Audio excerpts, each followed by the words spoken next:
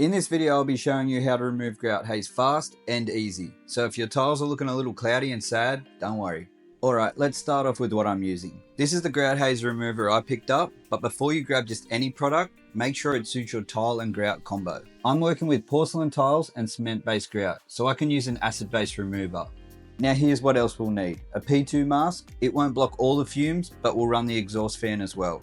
Clean sponge in a bucket of water, a microfibre towel in another bucket of clean water, a white non-abrasive utility pad. Don't use the coloured ones, it will stain your grout.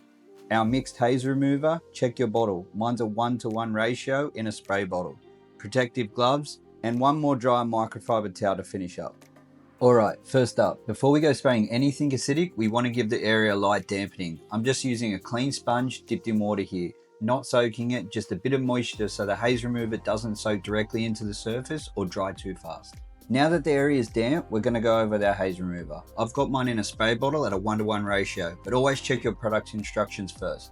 I am spraying directly into the tiles and onto the utility pad. You're not scrubbing at this stage, just getting a nice even coat across the section you're working on. Make sure you hit the edges and corners too, that's where haze loves to hide. Once it's all covered, let it sit for 5 minutes.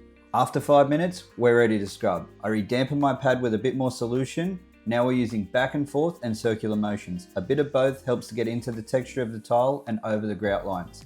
The haze isn't usually super thick, but it can be stubborn in patches, especially if it's been sitting a few days. If the haze doesn't come off right away, don't panic. Just give it another scrub or let the remover sit another few minutes. Now that we've loosened up all the haze, it's time to take it off the surface. Grab your sponge, same one from before, and give it a good rinse. Then gently wipe across the tiles, rinsing often. The goal here is to lift the acid remover and the haze residue, not smear it around. Take your time and don't forget to hit the corners and the grout lines where the remover may have pulled.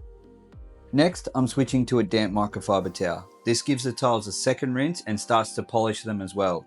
This towel is just lightly damp and it helps remove the leftover haze or streaks. You'll really start to notice the surface looking clearer here. And finally, the last step, the dry microfibre towel. This step's all about the final polish and to have a look from different angles to make sure we didn't miss anything.